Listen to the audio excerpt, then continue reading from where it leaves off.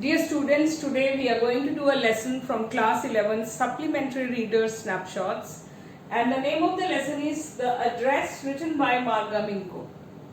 Now this story, The Address, the theme of this lesson is war brings helplessness, sense of loss, physical difficulties, mental and emotional suffering. That is, wars are no good. That is the theme.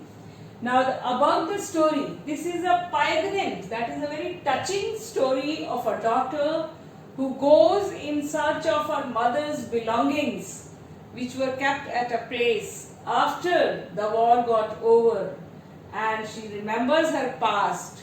Sad memories come back to her mind. She is sad, distressed, and then she decides to leave that place and forget everything, because all those connections, those things had their connections with the past, and that remembering those past moments makes her feel sad. So she decides to leave that place and forget everything.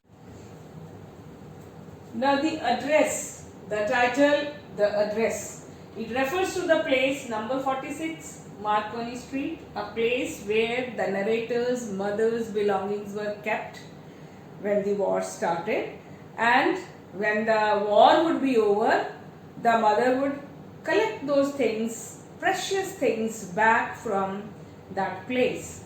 So it is the story of World War II, the times of World War II, and there was war in Holland, and all the other members of her family, they were arrested, they died in the war.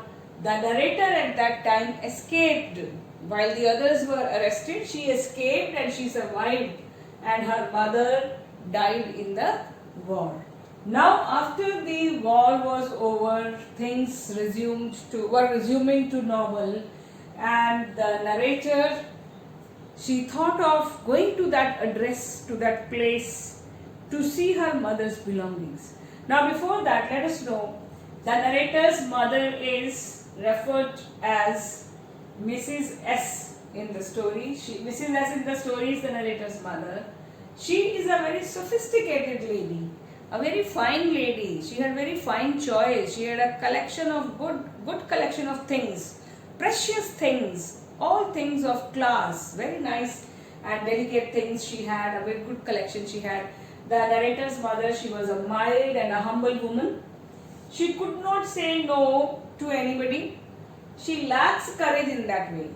So when her friend offered to help her, she said, I can keep your precious things with me during the war time. She could not say no, and she was too nice to say no. Then Mrs. Dorling is the narrator's mother's old acquaintance. Who is an acquaintance? A person whom you know, right? So she is not a friend but an acquaintance. Mrs. Dorling was the narrator's mother's acquaintance, and she came to the narrator's mother to meet her, and she resumed her contact with her, started coming to visit her very regularly or very frequently. So during her visits only, she offered to help her. She said, during wartime, you have such precious things, during wartime I can keep those things with me, they will be safe at my place. So this lady, Mrs. Dorling, she is greedy, she is passive, not concerned, no emotions and feelings. The only concern is her things are precious, I will keep at my place during wartime, and if she doesn't come back, things would belong to her.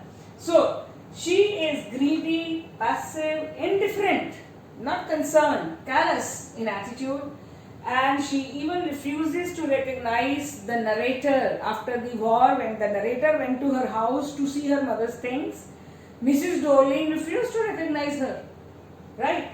So she has, this lady, Mrs. Dorling, has no hesitation, whereas the mother was a lady who was very humble, mild, she could not say no to anybody, and she lacks courage. But this lady, Mrs. Dorling, she has no hesitation, she is not shy, and very frankly she says, I can keep your things at my place. So when the war is over, you can take away. And the narrator's mother is so simple, she could not see through her cleverness that why she is asking to keep these things with her. Anyway, so Now the war was over, and the narrator, she visits this address.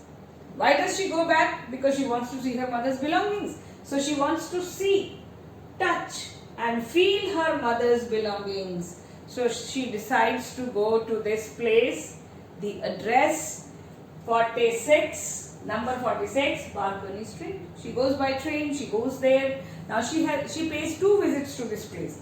Because during the first visit, Mrs. Dorling refused to recognize her. So when she went there, she just read the address and she knocked at the door. And Mrs. Dorling, she just came out. She did not open the door fully. She just opened a little. She saw and she says, she talks about her mother. She reminds her of, she says, do you remember me? She said, I don't remember you. She acts as if she has forgotten. And then suddenly she realizes, she said, have you come back? That means this Mrs. Dorling refused to recognize her. She said, I can't do anything for you, because she had thought that nobody had survived and now nobody would come to take those things. So she said, this is inconvenient time for me, I will see you some other time. That means she did not give any welcome to her, she did not show any sign of recognition, and the narrator had to go back. She told her that I have come here by train only to talk to you, only to see you.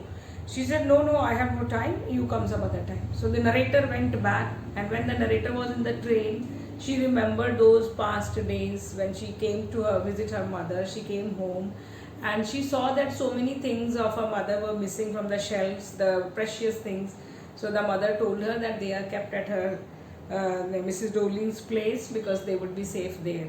So as Mrs. Dorling came to the narrator's house to meet her mother and take away another bag of things, so the narrator was there at home. So she said, she saw that this lady had come and she had a big sack filled with the things, and she was a suitcase full of things that she was taking away. So the narrator called, the mother called the narrator to introduce her to Mrs. Dorling. So she said, this is my daughter, and the narrator just looked at her. She said, she just saw this Mrs. Dorling from her back. She had a broad back. She said, she is the one at whose place the things are there. So she said, the narrator asked her, does she stay far away? She said, no, she is here in Marconi Street, number 46, remember that. So only this is the time when she saw this Mrs. Dorling, and she remembered the address. The narrator was good at memory, so she remembered this address. That is why she goes to see her things there.